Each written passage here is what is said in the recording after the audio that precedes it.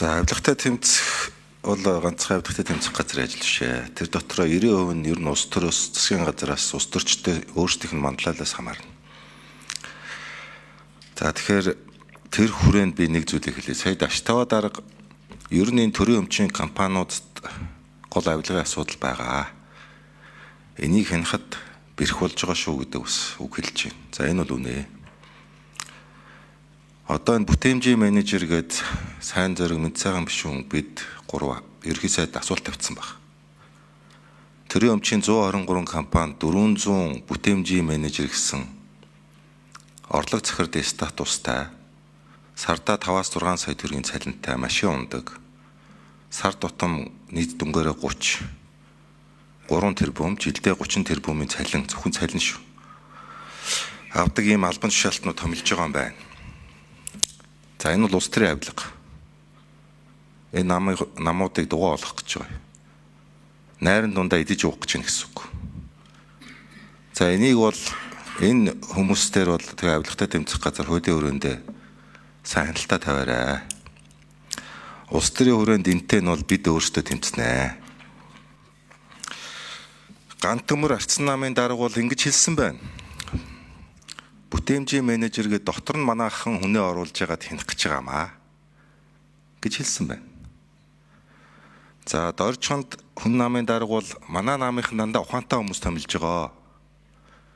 Манай намынхан бол аюу дандаа ухаантай хүмүүстэй учраас одоо асуудал гарахгүй гэсэн бэл. Тэгсэн мөртлөө бие биенээ зодоод нүдэд байгаа.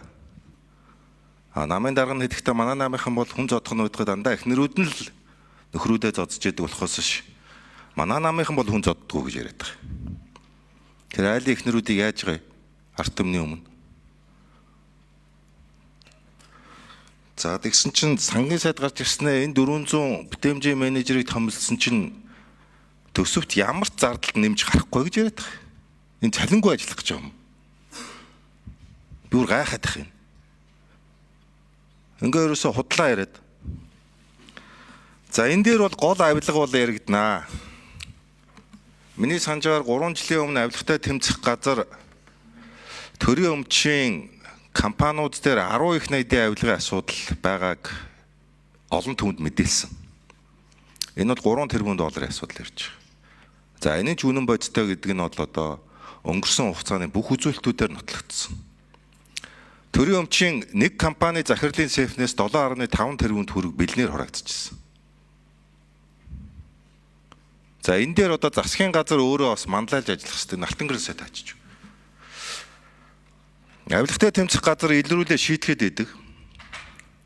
Тэгсэн чинь нөгөө 7.5 тэрбум төгрөг сейфэндээ хураалгаад баригдсан Баттал гэж нөхөр өнөөдөр шүүгэн шийдвэр гүйцэтгэх ерөнхий газрын харьяа Богд уулын амралтын газар ялаа эдэлж байгаа юм бэл. Богд ууланд амралтын газар шүү дээ. Тэгээ энэ одоо засгийн газар яагаад байгаа юм? Энийг тэр амралтын газар амрааж байгаа сайд байна гэсэн үг. Мөнгө мэддэг сайд байх гэж байна. Өөрийг нь илчтэйгүн төлөө Богд уулан тэр үнийг амрааж байна гэсэн үг. Тийм учраас эзнийг нь олж шийтгэхээрээ цаашдаа эзэн их тодорхой харагдаад явцсан байлээ шүү.